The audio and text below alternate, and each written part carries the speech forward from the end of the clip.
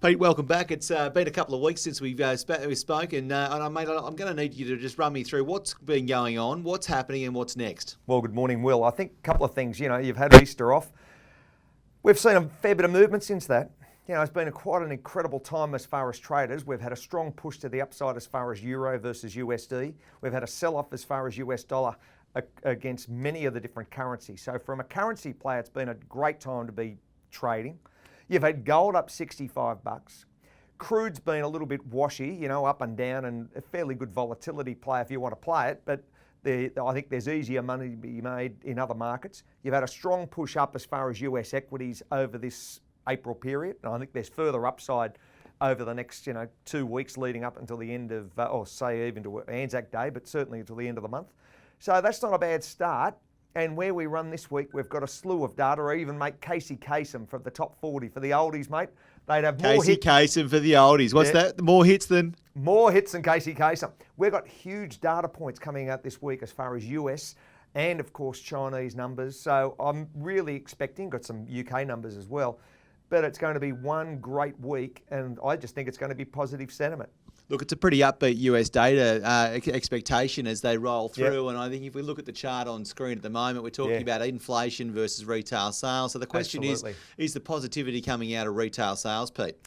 Well, I think it's just an ongoing, yes, that certainly contributed. So the first part is, but really those retail sales have pretty much flatlined. There's nothing great there as far as what we're seeing, and maybe there's going to be a further uptick come this second quarter. But I think the reality check is those CPI numbers, and they're creeping up, and what does that do as far as house prices, and that's globally, and what does it do from a central bank perspective as far as raising rates with that inflation really starting to gallop. So we hear Jay Powell's thoughts, Fed Chair. Everyone's got an opinion. Certainly we've seen a softening as far as bond yields, so let's just see how the rest of the month plays out. Yeah, no, fair call, Pete. If we're looking at some of the data points that are coming through, we've got I guess the US is poised for a whole stack of new data coming into the market over the next few days. The China data is interesting. What are you expecting there? I think it'll be up. And I feel as though that will be positive sentiment leading across to China for the second quarter. It'll be a continuation of good numbers, and that's not a bad place because Asia Pac will play off that. So and it should be good for Australia. So I think that overall China's ahead of the curve. Well, they say ahead of the curve. They say, they say leading the recovery. Yes. So talk me through leading the recovery. I think that's that terminology, leading the recovery. I'm not sure as far as from a COVID or the pandemic numbers. Have they vaccinated 1.4 billion? You don't see any data on that.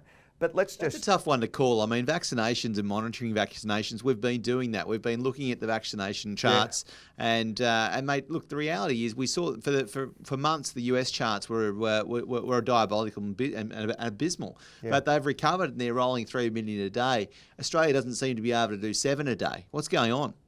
I don't know. I'm not sure. And then there's certainly some pushback as far as the residents here, who wants it and who doesn't want it, and do you need it if you're under 60 and you're in relatively good health, do you actually need it? So they're the issues at hand. So I don't know how that plays out and what impact it has to the economy. As far as China, their positiveness leading into this second quarter, I think, is going to be very, very strong. And I think by end of June, I should say, it's going to be a nice uptick as far as their equity market. And that's if you don't see any, something big happen out here. But it seems to be a moment, Will, there's a relative amount of good calmness in the markets. And I'm not sure whether that lasts for long, because traditionally it doesn't last for long. We haven't had much calm over the last few years. But when you're really, when you're thinking about it, maybe that push up is going to be a nice run up over the next 10 weeks to the end of June, as long as we don't see anything dramatic happen, and I'm not sure what that dramatic could be. Could be anything. But look, again, the Australian dollar is usually very China sensitive. So this, I guess this positivity, this China-led recovery, could actually be quite good for the Australian dollar. Well, it's been choppy. You've seen that down from 80 odd down to the high 75s, back at around about 76.3, I think, this morning. So yes, US dollar's coming off. It's down at about 92.2, that US dollar index. So that as the dollar comes down, we'll go up. I wouldn't be surprised to be in that 91.8, 91.9 over the next week as far as US dollar. So that'll, I think, a little bit of that hot air will come out of it, and that will push up us. But it's already been a very strong month for currency traders, and that's a big part of our business. And they must be rubbing their hands with glee because it's been an incredible first 10 days in. All right, Pete. Well, look, let's have a little look over the ditch here at the Reserve Bank of New Zealand. The market's expectations for the OCR have switched from a rate cut to a rate hike. What's behind that? What's driving it? What do we think? Well, do they actually see a rate hike, and what happens as far as, the rest of 21? We're 3 months in the recovery phase. They've had some major changes as far as residential property with tax and other issues as far as capital gains coming into play. So what impact it has to their domestic economy and domestic housing is going to be interesting to look at that in the next 3 to 4 months. Then the second part is interest rates. Their dollar has had a nice bid up as well. So I'm just sitting here as a quiet observer, because possibly we could see similar actions by our government over the next, that's the Australian government. Do they mirror image what they've done in New Zealand? And if they do, what would we see? Would we see perhaps a flattening out or perhaps a decline in the acceleration of housing prices? If you saw tax incentives taken out from an investor standpoint, so negative gearing was wiped out, and then you saw impact as far as capital gains tax, and they're the issues that New Zealand's had, then that could really hemorrhage the domestic economy and domestic residential price. So it's a fine line, and what the price rises that we've seen in Australia. I noticed, I was talking to one of the guys this morning, we're up around about 60% in the last 12 to 18 months for some properties. That's just unheard of with a low interest rate environment and a low inflation rate. So yeah, I just don't get it. So stand by, stay conservative, and be very cautious about what you do. Well, yeah, and especially how much debt you're holding, and if interest rates rise, and that's that. I don't want to let too much out of the bag, but if you're holding more debt than you were a year ago or 2 years ago, and you're just thinking, well, these interest rates are fantastic, just be around the corner that you could see a bit of an uptick, and what impact that's going to have as far as serviceability and affordability, and how secure is your job. Well, Pete, let's actually seriously take a good look at that and pass that good news through. And also for anybody out there, perhaps that is highly exposed, maybe start thinking about it. Yeah. The sterling's been hit by vaccine woes, as potentially the Australian dollar will be too. But looking at this particular scenario, the British pound seems to be on the back foot. It does a little bit, yes. It's had a little bit of a sell-off over the last couple of weeks, but I just think that we're at 140 there nearly, so.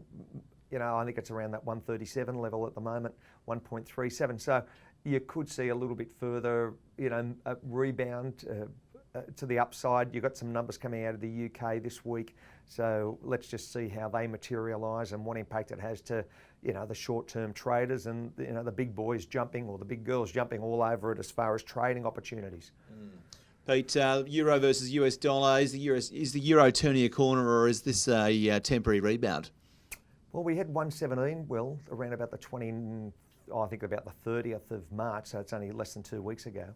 And it's now at 119, so it's had a big, as that graph demonstrated, it really went boom from that low point, and it was a time, it was oversold, and that just gave plenty of traders the opportunity. So that's what I mentioned earlier. The opportunities this month have been outstanding for traders. If we can mirror that for the next 18 odd days leading up to the end of the month, then this is going to be one of the best months ever for traders. Big month for traders. All right, let's recap. So the housing markets are on fire. The RBNZ's holding the line. Bigger picture and positive, but take a mindful look on the US dollar. You bet. Mate, anything out there that you sort of want to wrap up on? Well, that US data, we made light of it, as far as, the amount of coming through this week, but it's going to be an absolute slew of data, Will, and that's going to, I think, if that... and I'm not saying that all that good news is baked in, but I just feel as though that there could be a little bit further uptick. We were strongly bid up Friday night on S&P 500, that is, Dow and the NASDAQ. So they had a nice move to the upside. That may continue. I wouldn't be surprised to see a little bit further, nice wind in their sails over the next couple of days. All right, Pete. Well, thanks for speaking to us. The What Now, What Next has been run and done, and we'll tune back in later in the week and see what actually happens. Thank you, Will. Take care.